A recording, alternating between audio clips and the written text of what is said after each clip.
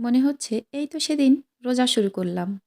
আলহামদুলিল্লাহ দেখতে দেখতেই ১০টা রমজান রহমতের ১০ দিন আজকে শেষ হয়ে যাবে ইনশাআল্লাহ। আসসালামু আলাইকুম। আমার প্রিয় আপু ভাইয়ারা সবাই কেমন আছেন? আশা করি আল্লাহর রহমতে ভালো আছেন, সুস্থ আছেন। এই যে বৃষ্টির দিন, বৃষ্টির দিনেও আমাকে বাইরে যেতে হচ্ছে। তবে আমাকে দেখে মনে হয় যে খুব ইচ্ছা করে শখ করে আমি বৃষ্টিতে বের হয়েছি, তাই না? আসলে তা নয় আপু। ভাইয়ারা আমার আসলেই আমি একটা ছোট্ট আ চাকরি করি। আর চাকরি করা মানেই পরের চাকর হওয়া। আর যখন যথারীতি যে হুকুমটাই আসবে সেই হুকুমটাই যথারীতি সময়ে আমাদেরকে করতে হয়।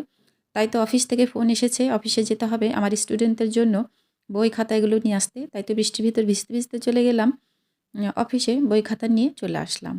এসে আবার ঢুকে গেলাম আমার সংসারের বিভিন্ন কাজকর্মে। আর আজকে যেহেতু বাইরে গিয়েছিলাম ওখানে বেশ সময় লেগেছে। আর এই সময়টা আমার বাড়িতে এসে আমার প্রিয় আপু ভাইয়াদের ভিডিও দেখা, তাদের ভিডিওতে সময় দেওয়া, বাড়ির কাজ আর যেহেতু রমজান মাস কাজ না থাকলেও বিকেল টাইমে একটু টুকটাক ইফতারি এগুলো করতে হয়। এগুলোতে অনেক সময় লেগে যায়।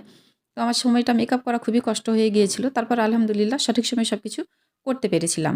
তো আমার প্রিয় আপু ভাইয়ারা ভিডিওটা লাইক দিয়ে দেখা শুরু করবেন আর প্লিজ কিছুটা হলেও ওয়াচ টাইম দিবেন। আর এখানে আমি আলুগুলো সেদ্ধ করে রেখে গিয়েছিলাম। আর এসেই আমি ঝটপট এই আলুগুলো ভর্তা করে নিলাম। আর পেঁয়াজ মরিচও আমি ভেজে রেখে গিয়েছিলাম।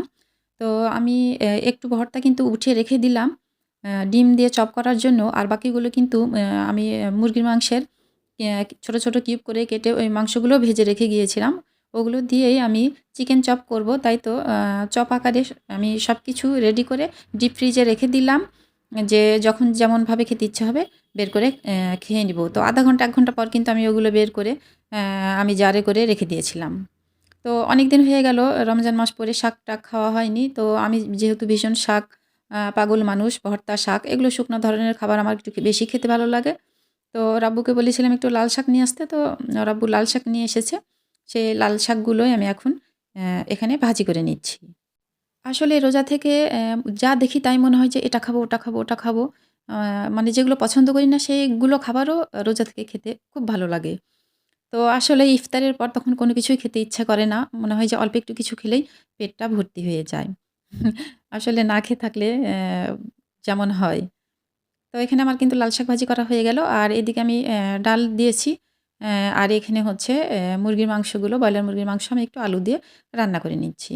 যেহেতু ইফতারে কোনো কিছু করব না, আর জুবাইরের আব্বুর জন্য আমাকে এই যে মিষ্টি খাবারটা প্রায়ই রাখতেই হয়। তাই একটু সেমাই করে নিলাম। আর এখানে আছে একটু পোলার চাল, একটু আলো চাল। বুট দিয়েছি, একটু দিয়েছি আলু, একটু দিয়েছি গাজর। সব মিক্সড করে প্রেশার কুকারে কিন্তু বসিয়ে দিয়েছি। সুন্দর করে খিচুড়িটা রান্না করে নিলাম। আজকে একটু মন হলো যে একটু খিচুড়ি খাবো ইফতারিতে।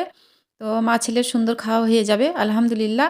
আমার প্রিয় আপু ভাইয়ারা ছোট্ট একটা ভিডিও দয়া করে দেখে নিবেন। সবাই ভালো থাকবেন, সুস্থ থাকবেন। আল্লাহ হাফেজ।